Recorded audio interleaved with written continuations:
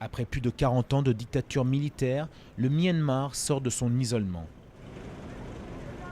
Le pays découvre depuis 2 ans un nouveau monde, celui de la liberté et de la consommation.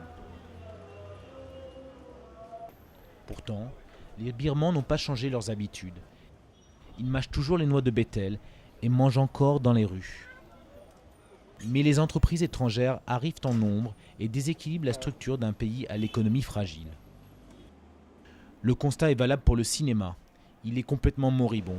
Il ne reste aujourd'hui que 12 salles exploitables dans le pays et l'an dernier, il n'y eut que 20 films produits.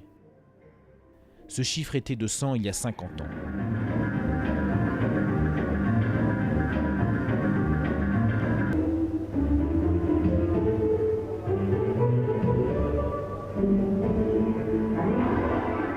Pourtant, de jeunes réalisateurs tentent l'aventure.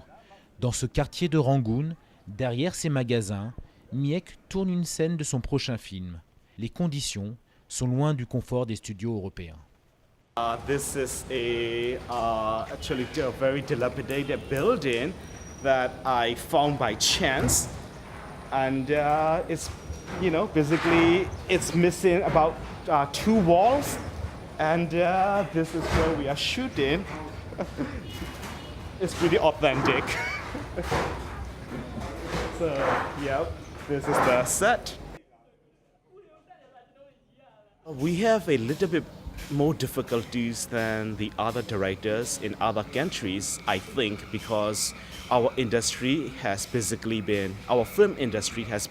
been reduced to super low budget status during the last 50 years for so many reasons. So now we are basically working from the scratch. We don't have studios, we don't have latest sound equipments, even though we have the latest cameras.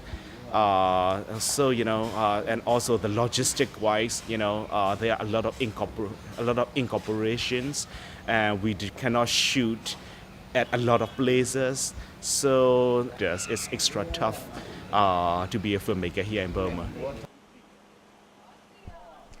Et c'est ce cinéma qui se retrouve en face de la concurrence étrangère. Blockbusters américains, films chinois ou thaïs ou de Bollywood, les adversaires sont féroces et le marché ne fera pas de cadeaux. Défense d'un art populaire faisant partie du patrimoine national, le cinéma birman se trouve confronté à la mondialisation, sans armes pour la combattre. When it is opened, international expatriate, international skill labels welcomes. Now you can see that one of our Myanmar content screened in Cannes, that made by the foreigners. He came here and he made it and he presented the Burmese content, but the international persons. My dream is to present our own content by our own people.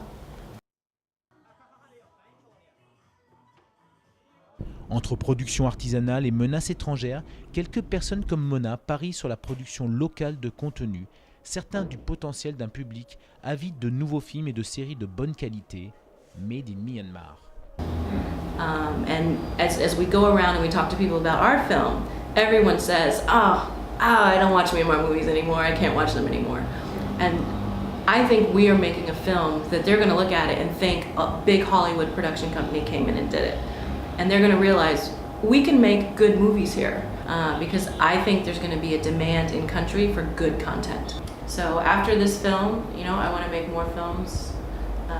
Like I said, I'd love to do some content for television, and hopefully there's a market where we can sell that. But I plan to be involved in the development of the entertainment industry here.